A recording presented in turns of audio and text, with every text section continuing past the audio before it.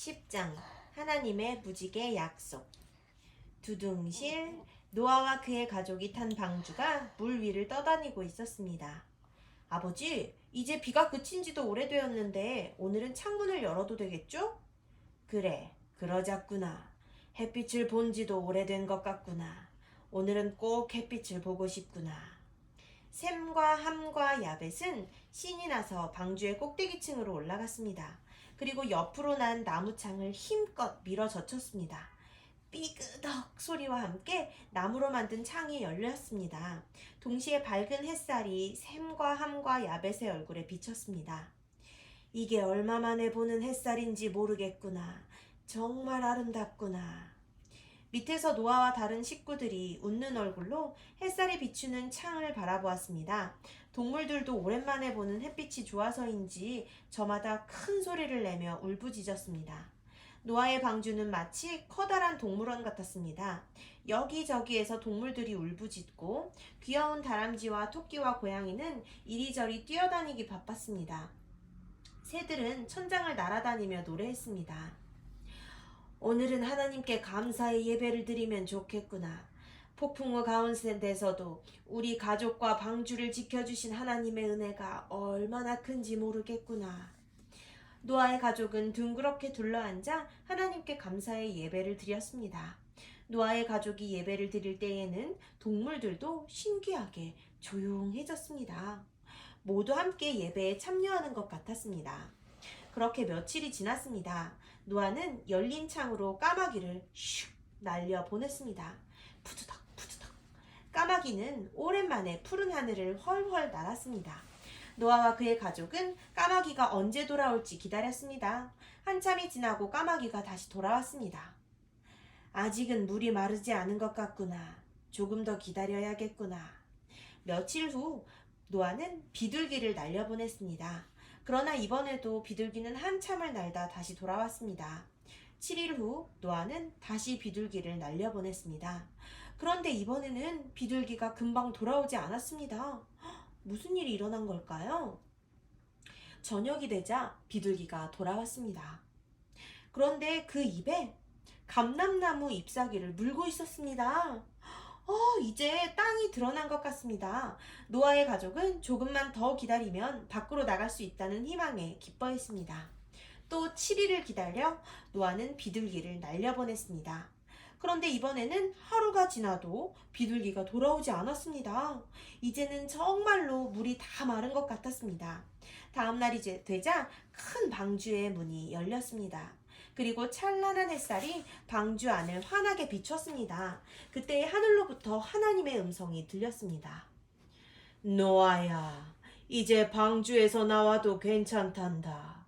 너와 온 식구는 방주에서 나와 너희 거할 곳을 찾아라. 그리고 너와 함께 했던 동물들도 다 이끌어내어라. 그들이 땅에서 번성할 것이다. 하나님의 음성이 들린 후 셈과 함과 야벳은 부지런히 움직이며 우리의 문을 열어주었습니다. 수많은 동물이 방주에 들어올 때처럼 줄을 지어 방주를 빠져나갔습니다. 새들은 기뻐서 저마다 노래하며 푸른 하늘을 훨훨 날았습니다. 동물들이 떼를 지어 나가는 모습은 정말 장관이었습니다. 마지막으로 고양이와 강아지가 노아의 가족과 함께 방주에서 나왔습니다. 토끼는 깡충깡충 뛰어서 멀리 달아났습니다. 멀리서 코끼리의 큰 울음소리가 들렸습니다. 오랜만에 땅을 밟아서 좋은 것 같아요. 동물들은 서로 짝을 지어 사방으로 흩어졌습니다. 어느덧 해가 서쪽으로 저물어가고 있었습니다. 노아는 셈과 함과 야벳을 불렀습니다. 그리고 돌을 모아오라고 했습니다. 셈, 함, 야벳. 우리가 하나님께 감사의 제사를 드리면 좋겠구나. 돌을 모아 제단을 쌓도록 해라. 이윽고 제단이 만들어졌습니다. 노아와 아들들은 정결한 양을 잡아 제단 위에 올려놓고 불로 태워 제사를 드렸습니다. 제사의 연기가 하늘 높이 올라갔습니다. 그때 야벳이 소리쳤습니다. 아버지, 동쪽 하늘을 좀 보세요. 빨주 노초 파남보 알록달록한 색이 하늘에 나타났어요. 뭐예요? 무지개가 뜬 것입니다. 그때 하늘에서 큰 음성이 들렸습니다. 노아야, 나는 너가 믿는 여호와 하나님이다. 내가 너희와 언약을 세우리니 다시는 모든 생물을 홍수로 멸하지 않을 것이다. 그 증거로 내가 무지개를 구름 속에 두었나니 무지개를 볼 때마다 너희는 내 언약을 기억하라. 오늘은 홍수 이후의 이야기를 들었어요. 노아와 그의 가족은 방주 안에서 햇빛도 보지 못한 채 오랫동안 지내야 했어요. 노아의 방주가 크긴 했지만 그 방주에는 수많은 동물이 타고 있었어요. 햇빛도 보지 못한 채 오랜 시간을 버티기에는 무척 힘이 들었을 거예요. 더군다나 양식도 부족했을지 몰라요. 그런데 어떻게 그들이 그 좁고 양식이 부족한 곳에서 오랫동안 살 수 있었을까요? 그것은 하나님의 돌보심이 있었기 때문에 가능한 일이었어요. 하나님께서는 그들의 양식이 떨어지지 않도록 돌보셨어요. 그리고 사나운 짐승들이 서로 싸우지 않도록 동물들의 마음도 지켜주셨어요. 또한 질병에 걸리지 않도록 건강도 지켜주셨지요. 노아와 그의 가족이 오랫동안 방주 안에서 살 수 있었던 것은 모두 하나님의 은혜예요. 그렇게 오랜 시간을 방주에서 보낸 뒤 노아와 그의 가족은 세상으로 나올 수 있었어요. 그들은 자신들을 지켜주신 하나님의 은혜를 잊지 않고 감사의 제사를 드렸어요. 우리 친구들도 노아의 가족처럼 우리를 보호해 주시고 축복하시는 하나님께 늘 감사의 예배를 드리시기 바랍니다.